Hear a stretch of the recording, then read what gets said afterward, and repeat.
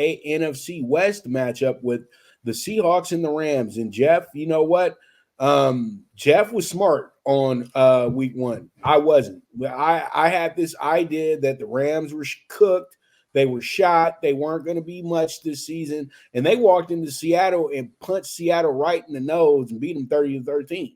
Didn't even, and pretty much you thought, hey, the Rams could be back. The Rams could be doing something. But you know what? As usual, since that point in time, the Rams have gone 2-6. So, the Rams just have had a tough go of it. You haven't had a healthy Stafford this season either. You know what I mean? And your team is just kind of going through the motions of things. And you thought that, that they were going to be middling at best. But, at the end of the day, they're playing straight to the expectations that you thought that the Rams would be. Yes, you still have Aaron Donald, a Hall of Famer, Matt Stafford, a Hall of Famer, Cooper Kupp coming back off of a injury. Then you have Puka, who's a very serviceable wide receiver who gives you that Wes Welker feel where he can get a lot of catches, but he's not somebody that you can look to and do what JJ does and do what Chase does. He's a possession receiver, straight out the Steve Largent playbook. So it's just a very average team, Jeff. You know what I mean? And Sean McVay is still a great play caller at the end of the day. I don't think his job's in jeopardy at all because, I think he got a 3-year grace period after winning that Super Bowl. So you got to give him a little bit of time, you know what I mean? Because he did have to go ahead and restart the team somewhat. But I feel like the Seahawks know that this was a game that they really got embarrassed in. So they want to get this one back.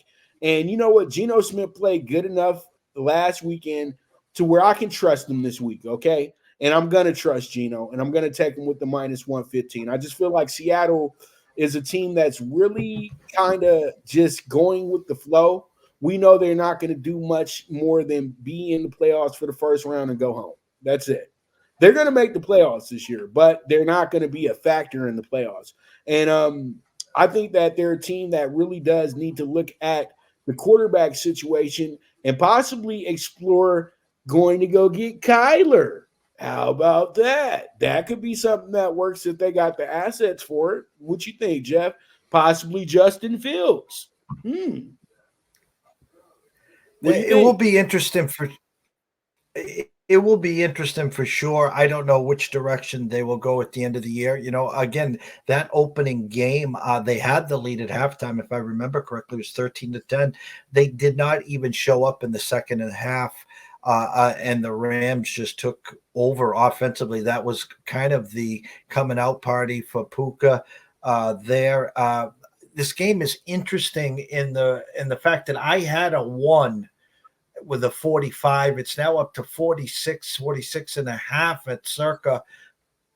Seattle went to the favorite. It's back to the Rams, and that was with the news yesterday. It sounds like Stafford will be back. You got the Rams coming off a bye, a team that desperately needed a bye, like opening day. Which team shows up? I stuck to the Rams +1. I would not be shocked to see Seattle, come back and then get the revenge spot on them to move to 7-3, where the Rams with the loss will start to get into that where we picking during the draft. But give me the home team. Give me Aaron Donald. Give me Puka. Give me Cooper Kupp. Hopefully a healthy quarterback back there. And give me the Rams +1, Pops. All right. Sounds good, brother. Okay. So we're not going to take a final commercial break. We're going to just go straight into our Sunday night football game.